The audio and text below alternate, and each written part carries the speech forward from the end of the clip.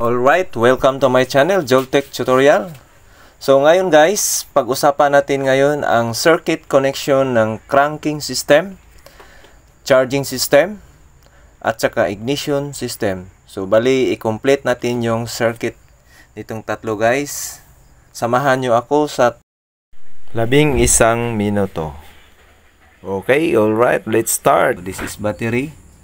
So yung ang gagamitin natin is i-connect siya sa starting circuit muna tayo muna nating gagamitin. So first is we have to connect we use cable. So yan dito, so mayroon siyang battery cable na connection dito, connected siya sa positive. Yan. Okay.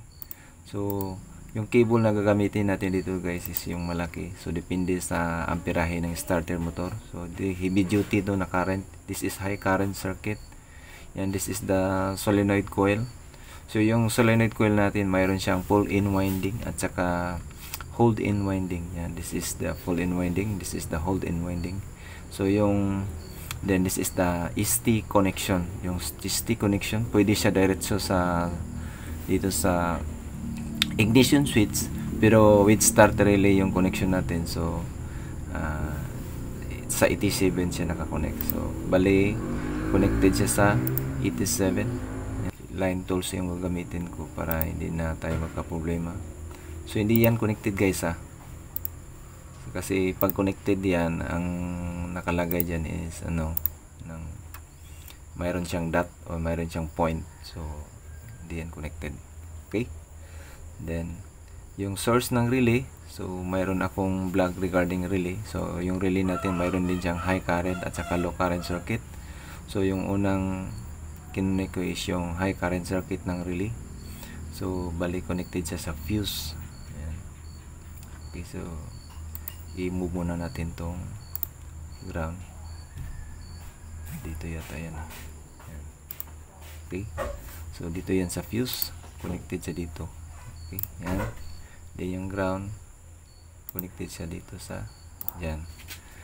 Okay, so yung ground connected siya sa coil ng relay, and then yung isang connection naman is connected siya dito sa ST, then hindi. Okay, solenoid kasi yan, dito yan nakakonect. Then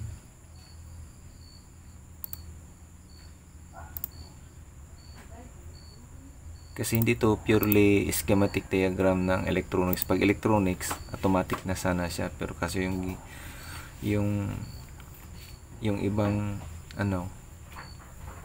ginagamit ko is mayroon siyang ignition switch which is not part of the electronic symbol ng Bluetooth, kaya hindi siya mag-connect. So kaya nag-iba siya.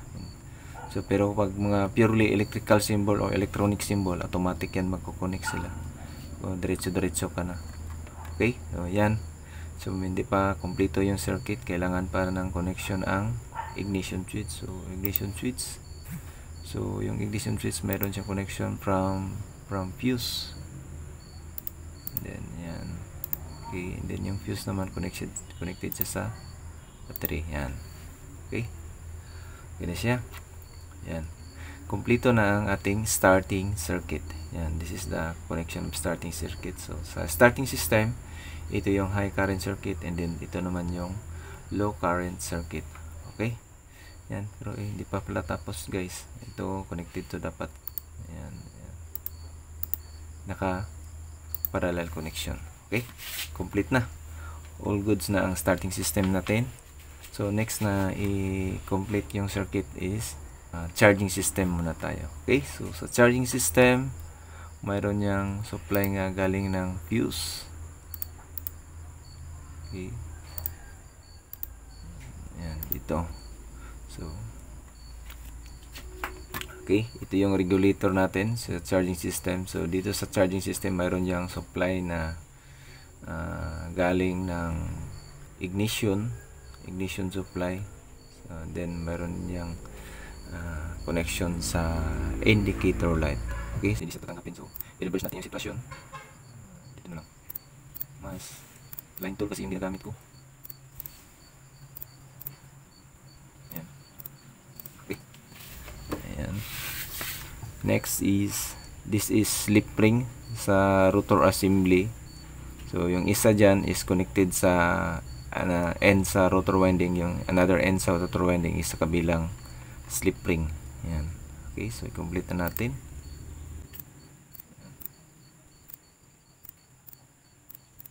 Okay. Next, this sa rectifier assembly naman, sa itong side na to is connected siya sa ground. Okay, connect natin sa ground. Okay. Next is itong side na to is ito yung sa charging na side. Ito yung dito lumalabas yung current sa positive line na direct connected sa fuse. Yan. Okay. So sa mga conventional na charging system is dadaan mo na to ng ammeter. So pag mga latest na circuit, diretso na siya sa fuse. So sa main fuse siya nakadiretso. Okay. So connect natin sa fuse niyan. Tak, tak, tak, tak. Yan. Okay. Then itong tatlong terminal ng yung winding ng stator winding, naka Y connection tong design na binigay ko dito. So yung tatlong end niya is naka-join yung connection, kaya nga tinatawag siyang ng Y connection. Then yung another end of the stator winding is naka-individual connection sa rectifier assembly. Yan, so i-connect na natin to guys. Yung isa naman dito yan, yung sa kabila naman. Okay, yung isa naman dito din sa kabila.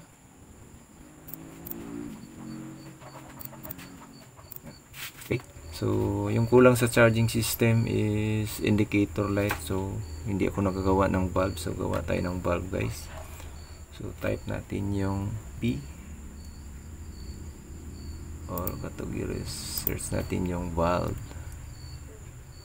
Bulb. Bulb. Ayan. Ito yung lamp ng symbol ng bulb. Ito na lang para mas clear. Okay. So dito ko na lang siguro ilagay yung bulb guys.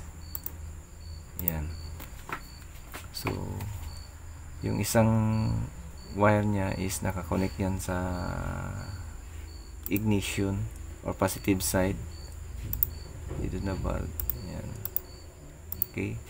Then itong isa na to is nakadirect siya sa dito sa regulator guys. Pero mostly is mayroon tong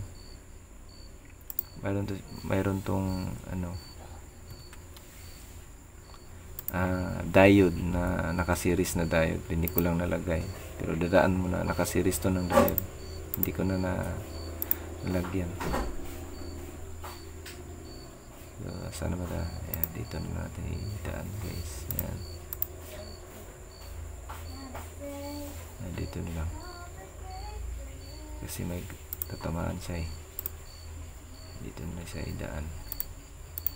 Ayan. Okay. So complete na yung charging system natin. So next na i-complete na circuit is yung ignition system. Okay. So ito yung positive side na ignition coil. This is the negative side of ignition coil. This is primary circuit. And then this is the secondary circuit. Okay. So una tayo sa positive side. Ayan. Connect na natin yung source and then yung out ng fuse connected siya dito. Okay, bakit yan yan. Ayan. Okay, na siya, ganyan na siya guys. Then yung negative side is connected siya dito sa CDI. Ayan, ito yung CDI na connection. So dalawang wire na galing ng CDI is mayroon siyang connection, negative at saka positive coil. Okay, dito na lang siguro. Ayan, then connect natin dito. Ayan, positive at saka negative coil yung connection sa CDI. Then yung sa secondary circuit, ito yung connection sa high tension cable. Okay. And then ito yung tinatawag na rotor. Then ito yung number 1. So 1 2 3 4. So mostly sa firing order is 1 3 4 2. So dito na lang natin i-connect yan. So yung isang cable naka-connected siya sa number 1, then next cable is connected siya sa number 3. Yan, number 3. Then yung isa naman is connected siya sa number 4.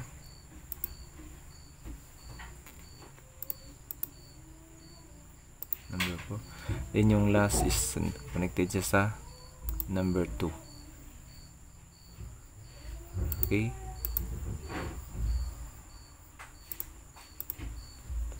Yan. Okay. So natapos yung this is the end of connection, guys. So medyo mataas yung video natin. Okay, so kung umabot ka dito sa part na to, guys, huwag kalimutang mag-subscribe at saka i-share yung video.